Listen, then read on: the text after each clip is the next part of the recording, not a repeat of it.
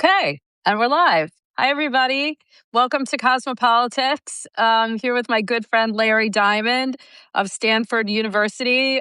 We've done talks on democracy before, and Larry is one of the world's leading experts on democracy around the world. And in the last couple of years, he's been really putting that lens back on democracy here at home. And, I've been dealing with Larry for I can't imagine how long, for more than 20 years, on the issue of democracy and healthy societies. And so it's great to have you, Larry. Thank you. Great to be with you, Elise. Let's start, just because it's top of mind, with Secretary Rubio at Munich yesterday. He got this standing ovation for saying, some of the right words at a better tone than obviously Vice President Vance did last year.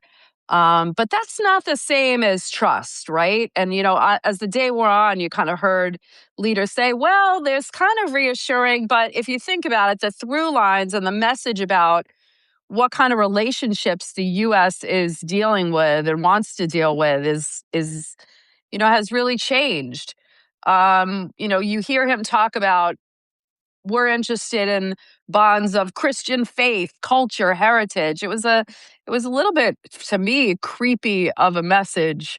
What did you think of what he said and how it was received? The reason why I'm laughing is because when you uttered the word creepy, it had come into my mind before you said it. Oh, It was really? kind of Vance light. Yeah. On the one hand, the reason why people stood up and applauded his speech is because he reaffirmed the importance of the transatlantic alliance. And that's a very important thing to do.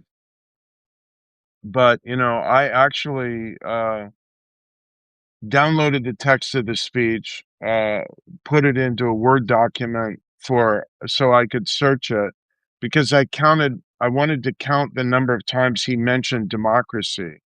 And you know how many times he did that? No, And not once. once. And But he not did in, mention culture and civilization and heritage many yeah, times. of course. That's why I say Yeah. it was Vance light. Right. And some people found hope and relief in the speech, and I found Vance light. It's very important to preserve the transatlantic alliance and to appreciate the enduring values that bind our two kind of democratic arenas in North America and Europe. But it was really more based on interests than values, and it was Exactly. not a reaffirmation of what had been an important theme in Marco Rubio's engagement with foreign policy prior to becoming Right. Secretary of State, which is a belief that we have a purpose in the world in terms of defending human rights and democracy. Yeah, that's exactly how I took it, that the transatlantic alliance will endure if you're willing to deal with us on our terms, which is based on interest and based on our kind of MAGA ideology. If you want to have a society based in Christianity, no migration, human rights, meh, And and no, and climate, give up the myth of climate change. and Then what that's is the it? kind of relationship we can have. Yeah, what does it tell you that after he leaves Munich, That was my next question. the two European government leaders that he decides to go see and, symbolically as well as substantively embrace and elevate are the two avatars of illiberal right-wing authoritarian populism Right, now leading governments, most of all right. Viktor Orban in Hungary, but Robert Fico back in power in Slovakia. I mean, it was really, and this warm embrace of Orban uh, just 2 months before the Hungarian parliamentary election, where Orban is running for re-election. So obviously trying to bolster his election prospects at a time when he might really lose the next parliamentary elections in Hungary. Frankly, it was a disgusting performance. Yeah, and we've talked about this before. Trump seems to be emulating Orban's playbook, which is like, a liberal democracy. Technically, the guy was elected, but really decimating all the institutions, all the democratic institutions of the state. So it's, kind of a democracy in name only.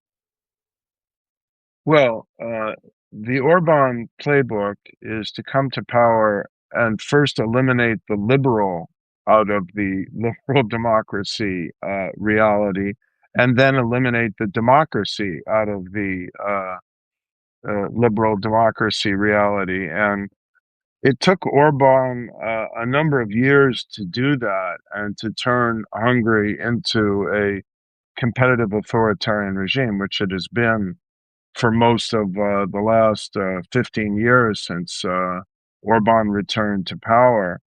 Trump is moving in some ways more brazenly, more publicly, more crudely, and with greater speed and force. You haven't seen, even in Hungary, a spectacle like what we saw on the streets of Minneapolis, where masked federal uh, I don't even know what to call them. They're almost like stormtroopers going into an urban environment, abusing people's rights, no accountability for who these actors are, killing two people who were not guilty of, any violent action, and really even from what I could see of threatening the ICE officers in any way. It's just it's meant to intimidate and terrify, and of course, it's been trying to do that. Yeah, Schumer called them today thugs on CNN. So, and I don't think that's all that far from what they appeared to be on the streets. Well, it's Um, not far at all. It is an accurate description of the way that ICE officers with their masks and they're ripping people out of cars and apartments and ripping children away from parents. It's a quite a good description of their behavior. okay, we'll go back to, this kind of idea of, the US as leader of the rule-based order that used to be later. But you've written that Trump's conduct, quote, checks every box on the authoritarian playbook, from stifling dissent to weaponizing state power to manipulating electoral rules. But you've watched democracies die everywhere from Venezuela to Hungary, as you said, to Turkey. When you apply that same lens to America right now, what are you seeing? What are we missing? Like, we see what's happening on the streets of Minneapolis and such. I want this to be kind of I think a lot of these conversations on Substack, they just it's just like a bitchy whine session, and we don't actually talk about, the nitty gritty of what's going on and how we recognize it and what we do about it. So what patterns are showing up that we're not talking about that concern us? Well, I think the only major box of the authoritarian playbook that Trump has not checked in a serious way is the rigging of elections. And he's going pretty far down that road with his effort to seize federal control of Mm. electoral rules and administration, to signal, which I think was the real purpose of his raid on and seizure of the records of the 2020 presidential election in Fulton County, Georgia, that he's prepared to do this in November of this year, not as a historical scrutiny of a past election, You but don't think in that's what it's about? Like his kind of, you know, obsession delusion with that, yeah, 2020? yeah. No, I think he knows he lost Fulton County, Georgia. That's why he had to call the Secretary of State of Georgia and ask him to For more find me votes. Find me the 11,700 votes. more votes. I think it is about, you know, the chain of custody of those ballots has been broken. There's no more neutral custody. So nothing that he could claim about those ballots would have any validity in a court of law or should have any or will have any validity in a court of public opinion other than with his most loyal followers. So this is really about sending a signal that he can do this in November of 2026 and do it before the counting is completed in potentially some critical swing districts in congressional elections. This is why it's very, very disturbing.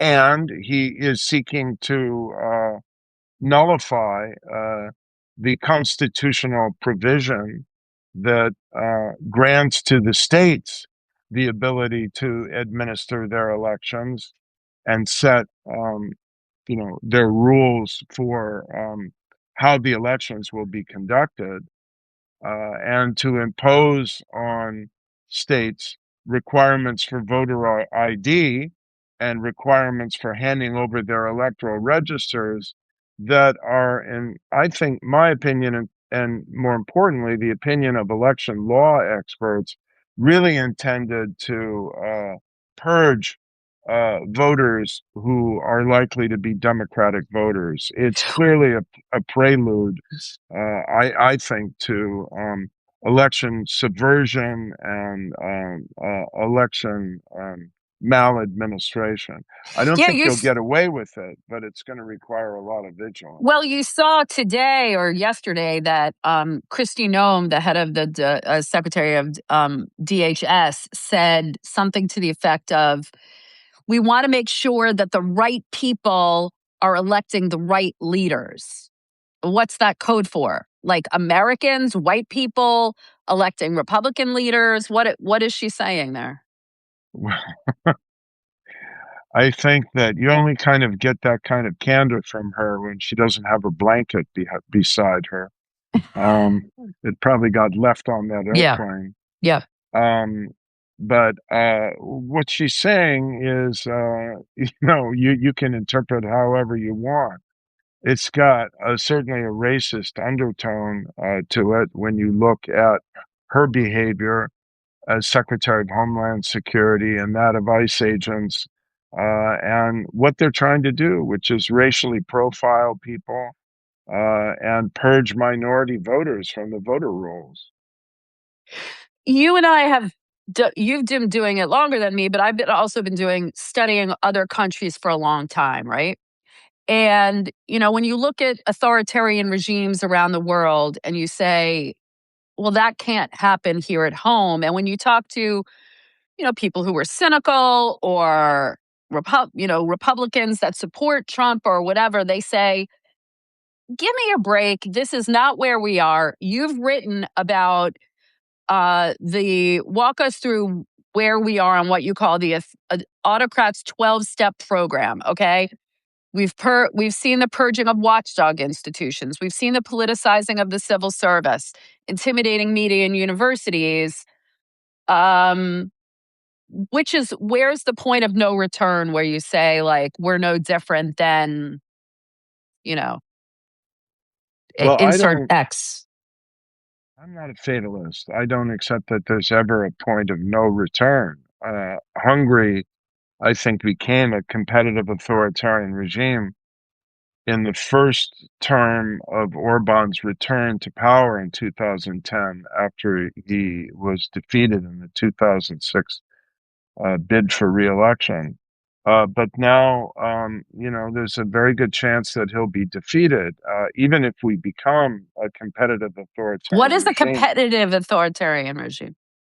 So, a competitive authoritarian regime is what Hungary became, what Turkey became, what Venezuela became after their autocrats came to power, uh, in free and fair elections and then executed the autocrats' 12-step program.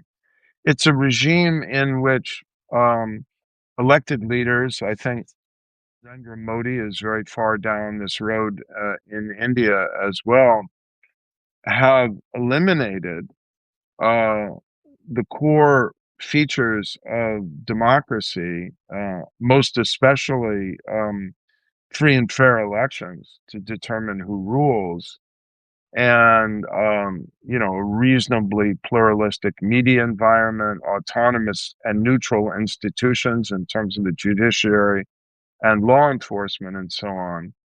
But they can't do away with elections, or even having, some appearance of competitive elections, because they need the legitimacy of saying they won elections to continue their style of authoritarian rule. So that is the type of regime that I think Trump and some of his core MAGA allies in his administration are trying to create. And he's gone far along in terms of, for example, purging key elements of the national security apparatus and the regulatory environment of neutral professional people and putting in his political loyalists, firing the FBI chief and replacing him with Kash Patel, replacing the chairman of the Joint Chiefs of Staff, politicizing law enforcement and ICE and all the other things you've seen, politicizing the intelligence apparatus to the point where the director of national intelligence, who's supposed to be, focused on international threats to the U.S., is going down there as a cheerleader to the FBI raid on the records of the Fulton County, Georgia Electoral Administration, an obscene violation of her proper role. We see it in the intimidation, as you said, of law firms and universities and the mass media. In each case, not just intimidating them and browbeating them into political silence or support, but forcing them to pay tribute to him or punishment to the U.S. government as a way of intimidating them.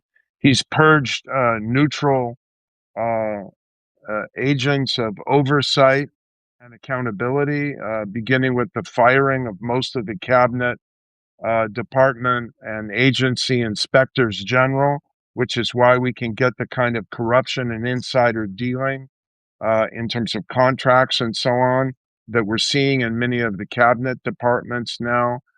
And then there's the massive corruption that we see in these authoritarian regimes, where his family's crypto startup operation is getting Billions. staggering income by foreign purchases of their cryptocurrency as a way, it certainly appears, of gaining influence and favors from the U.S. government. The violation of the emoluments clause by accepting a plane uh, from Qatar worth some $400 million, which Trump can take with him into retirement once he leaves the presidency. I mean, it just goes on and on. The weaponization of the Justice Department, with Trump demanding the prosecution, federal prosecution of his supposed enemies like James Comey and Letitia James and Adam Schiff, and now the military veterans like Senator Kelly, who spoke up to remind our And now they're trying to demote him and take away his uniformed pension. Right. officers of their obligation to not obey illegal orders. So, and then the creation of a cult of personality around the president to a degree we don't even see around Orban or some of the other people who have slipped into an authoritarian mode, with the president being obsessed about naming things after himself while he's in office. Uh, it's an embarrassment, but more than that, it's a threat to our freedom. I feel like one of the things is you wonder why he's not getting, and we'll talk a little bit about the guardrails in a bit, but the fear. One of the things in an authoritarian society is you have this fear, and right now it's more, of a procedural or logistical fear, or being sued or being intimidated. But do you think there's, when we look at what you talk about as a competitive autocracy versus, real dictatorships where you're afraid of the state, whether it's in Iran or, a dictatorship like, we had in the Middle East before the Arab Spring. Do you ever see a scenario? I mean, I know we've had, people, law enforcement on the streets in this, immigration crusade. But are you concerned about a point where we have fear that our military will be used against us? And do you think the Well, military would go along with it? no, uh, I don't think so, but there are people who worry. So right now, I don't think Americans fear the United States military will become a force of repression against them. But they certainly have reason to fear that ICE agents, keep in mind, the Immigration and Customs Enforcement has seen a very dramatic expansion Of their power. of not only their power, but their numbers in terms of simply the recruitment of these poorly trained and possibly ideologically Well, they were biased recruited. That's why recruitment. if you look at the recruitment campaign, you can see how they Then were you look recruited. at their at the effort that is underway, which Rachel Maddow has done a tremendous job of reporting on her weekly Monday night show to build detention centers that could house potentially another 80 or 100,000 detainees in these massive warehouses that they're trying to acquire and turn into new and unaccountable federal prisons that would be under ICE control. And it's quite alarming in terms of that is what I think people should really fear. But in terms of what the military, Americans? Americans? well, they say people who are illegal immigrants will be held there. Even that is something that I think we should be deeply alarmed about, given the inhumane conditions that have been reported in terms of what's happening with these detainees who are alleged to have violated our immigration laws. 30 people in a cell that members of Congress have visited with one barely functioning toilet. No, I really don't think that's the United States of America. I don't think we can allow that. But who knows? The point is how they might deploy these detention centers if they were able to build them on the scale that they want to without proper congressional oversight. So I think these are some of the things we should fear.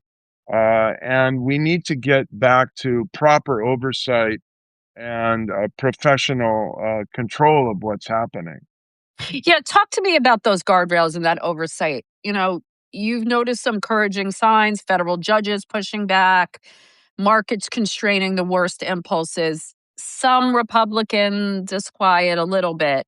But as you said, the Republicans that basically lied down and just said, So, why do you think? You really think well, it's about power? why is obvious. I'll come to that in a minute. But let me Are explain the what. institute one last to add on that? Are the institutions holding, or are we just seeing tactical retreats to buy the president time to consolidate more of this power? So I think the institutions are partially holding, and the story is not yet written. Let me tell you the things that give me hope and that give us some uh, uh, some advantage in repelling these authoritarian ambitions, and then I'll explain what worries me.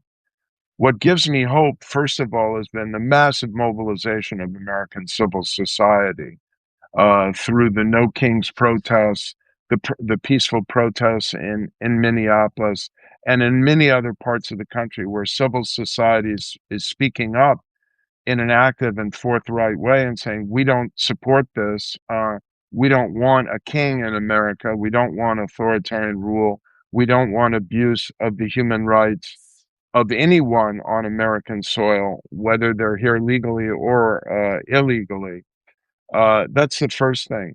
The second thing is that although I think the Supreme Court to date has been ambiguous at best and frankly disappointing in its willingness to clarify the constitutional constraints on executive power and defend them, the lower courts, I think, have done, you know, on balance, an admirable job of constraining what President Trump has been able to do and drawing guardrails around his actions on immigration enforcement and extension of federal power and many other things.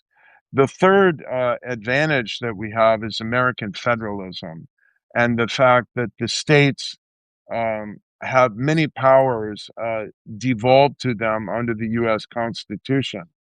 And the courts are upholding those as well, not only on elections, but in many other realms. And governors, I think, have been quite vigorous in many instances in defending those. Uh, and I think some Republicans are finding a little bit of courage. Tom Tillis has been really outspoken and admirable in this regard. Rand Paul, with respect to the president's violation of the War Powers Act, and Lisa Murkowski, I think, has been fairly principled. But the problem is, you generally only get principled responses from Republican members of Congress when they've announced that they're not running for reelection. Lisa Murkowski is the rare exception, but she's been able to survive politically because Alaska doesn't have a Republican primary. It has a nonpartisan primary and then ranked choice voting to determine who wins, which is how Lisa Murkowski was reelected a few years ago. And it's no surprise that she's the most independent minded Republican senator. There haven't been many of them. So it is the case, I think, that they fear electoral defeat and they fear ostracism from Republican circles. And many of them have been getting death threats. Death You threats. read the illuminating article in the New York Times Magazine in December uh, about Marjorie Taylor Greene. And the fact that when she started turning against Trump and realizing who he really was, she not only got death threats for herself, but she said that she had received warnings that her adolescent son might be killed unless she changed her behavior. And when she explained this in a telephone call to Donald Trump, he essentially said, well, Marjorie, you have only yourself to blame. And basically saying what he said on January 6th when Mike Pence tried to get Trump to come to the rescue in the thuggish and criminal assault on the capital of the United States. You know, something like, well, Mike, you should have thought of that before you betrayed me. So people do fear for their safety, and there's a massive coordination problem. If they all stood up at once in defiance, he wouldn't be able to act. If they'd all stood up once in defiance, he On wouldn't have been January able to run 6th. for Right, president again right, because he right. would have been convicted in the Senate after his betrayal of the Constitution on January 6th. Right. I have a couple questions left before we finish up. You said you don't believe in a time of, a point of no return, that, maybe we shouldn't all kind of open up our Johnny Walker and, fall into despair. Beyond protests, how do we exercise our civic agency? I know you talked a lot about social media and engaging young people. There no one reads any letters, the calls don't go through. What actually works and what's Okay. worked in the past? So first, let me say, you know, there are two kind of turning points. I don't think that there is a point of no return in terms of we're forever authoritarian or we're forever fascist. Um, but there is a point at which the U.S. would cease to be a democracy. And that would be the point at which we have not had free and fair elections, in which the incumbent administration has been able to prevent the will of the people from being realized in an election, either to change um, who controls the Congress or to change, the incumbent party in the White House. And that could come as soon as November of this year if we don't uh, ensure and defend the electoral process. So, what can people do? What kind of phone calls can they make? The ones that matter are the ones that will determine who controls the House of Representatives and ideally as well who controls the Senate in January of 2027. And nothing that people could do as individual citizens will matter more than ensuring, I am sorry to say it this way because it will sound like a partisan statement, but it's not meant to be partisan, than ensuring that MAGA Republicans enslaved to Donald Trump do not control the Congress of the United States after January of next year. Yeah, that's the thing, it's become this polarizing thing where it's Republicans versus Democrats, but you know, you don't you want people to look at everything that we've just discussed before and be like, this is not about, you said something once on a podcast, this is not a one party problem.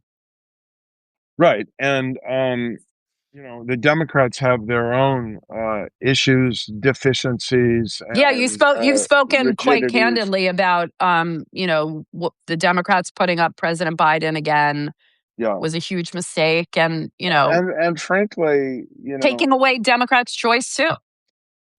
right. It had, in the way that internal opposition in the Democratic Party was shut down and intimidated, it had elements that I think at least betrayed the spirit of democracy. But look, if Lisa Murkowski were running for reelection in Alaska, I would endorse her, not because I agree with all of her uh, positions on the issues, but because I think that kind of courage in defying a president of her own party deserves to be rewarded by the voters. But there just are precious few Republicans who are doing that now. And, in some cases, at least, you have independents running against Republicans. And I think they deserve support. In some cases, you have a very different kind of Democrats who are warning that they won't necessarily go along with the liberal leadership of their party. They want to be centrist. They want to speak as a kind of reflection of the politics and values of their state. I think there's going to be a wide range of choices for the voters in November that don't just conform to the polarity of it's either MAGA or it's the, let's say, progressive wing of the Democratic Party. How does social media factor in? Because the messages that people are getting aren't exactly encouraging in terms of, you know, them wanting to exercise their choice. Well, social media factors in many ways, both as a vehicle for electoral mobilization and persuasion, and as the principal vehicle of destruction of democratic norms and values in the United States through its severe polarization and the toxic use of language and assaults on truth and credibility and so on and so forth. I will say, with regard to the election, that the Republicans are far ahead of the Democrats in the mastery of social media and the modern way it's used on platforms like TikTok. And if the Democrats don't catch up and get savvy in that regard and spend more of their money on social media and less on television advertising, they're going to be at a severe disadvantage. Galloway launched this unsubscribe movement, arguing that the administration only responds to markets. Consumers should cancel subscriptions from big tech as a form of resistance. That these kind of small scale actions could, take millions of dollars out of our market, and economic pressure could work. Or do you think that's just like therapy for the anxious? No, I would go beyond that. I'd say that if you look at the tools of nonviolent civil resistance against authoritarian projects or authoritarian rule, consumer boycotts are actually a very useful and often impactful method. And I think that Elon Musk pulled back and basically withdrew from Doge and his very public, service to Trump's assaults on democracy around the time when people started boycotting the purchase of Teslas. And I actually think it had a significant impact. And so I am quite sympathetic to the calls of people who say, with the big tech and other businesses that are supporting Donald Trump in a very proactive and enthusiastic way, there's a role for consumer boycotts. Yeah. Last question. You've written about the Canadian Prime Minister Mark Carney, who's talked about us being not we're in a rupture, not a transition. That we can't live in the lie that we've lived. That about partnership and the post. Everyone talks about the post World War II rules based order. Um, you know, our closest allies are basically, I think what came out of Munich was like, that's, over, and we need to play geometry here, different coalitions for different interests. Maybe that means sometimes the United States, maybe it doesn't. What does that mean for the US? If the world is looking at us and saying, the US isn't the kind of liberal democracy that we thought it was, we don't know if it ever will be again. Um, are there world forces that could, it doesn't really seem that that's helping shape any of the decisions that are being made. So what does that mean for US and kind of containing what's happening here? Well, in the near term, I think it means a weaker U.S. in international affairs because people don't have lost trust in the U.S. and our ability to leverage alliances is diminished. I also think it means a more dangerous world because if our alliances diminish and weaken, then Russia and China and potentially other authoritarian adversaries get emboldened. Uh, Symbolically and in a certain sense, normatively, I think it means that the leadership of a kind of values-based defense of the international order and of certain principles of democracy, human rights, rule of law, has really now passed from the United States to some combination of Canada, Europe, and so on.